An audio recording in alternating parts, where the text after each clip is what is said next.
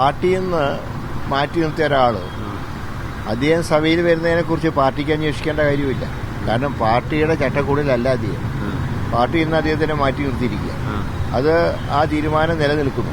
ആ നിലയ്ക്ക് ഒരു നിയമസഭാ സാമാജികൻ എന്ന നിലയ്ക്ക് അദ്ദേഹത്തിന് പങ്കെടുക്കാതിരിക്കുകയോ ചെയ്യുന്നത് അദ്ദേഹത്തിന്റെ ഉത്തരവാദിത്വം. പക്ഷെ അത് സംബന്ധിച്ച് യാതൊരു കാര്യത്തിലും പാർട്ടിക്ക് ഉത്തരവാദിത്വമില്ല.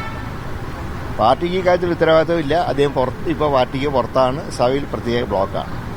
ഒരു നിയമസഭാ സാമാജികനെ തടയാൻ പാർട്ടിക്ക് ഇന്നത്തെ സാഹചര്യത്തിൽ കഴിയില്ല. അതുകൊണ്ട് അദ്ദേഹം പങ്കെടുക്കാതിരിക്കുകയും ചെയ്യട്ടെ.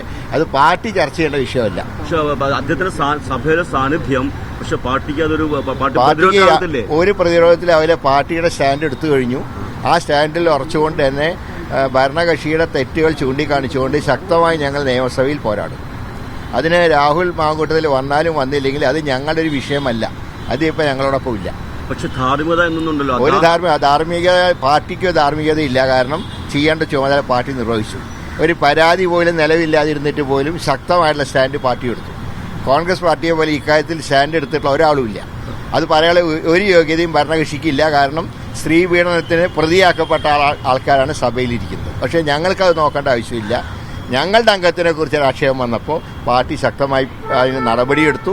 അതുകൊണ്ട് തന്നെ ധാർമ്മികതയുടെ പ്രശ്നം ഞങ്ങൾക്കല്ല, അത് LDF-നാണ്. പക്ഷെ ഇപ്പോഴത്തെ സാഹചര്യത്തിൽ രാഹുൽ മാറി നിൽക്കുന്നതിൽ പാർട്ടി ഗുണം ചെയ്യുക. അല്ല, രാഹുൽ വന്നാലും വന്നില്ലെങ്കിലും ഞങ്ങളുടെ വിഷയമല്ല.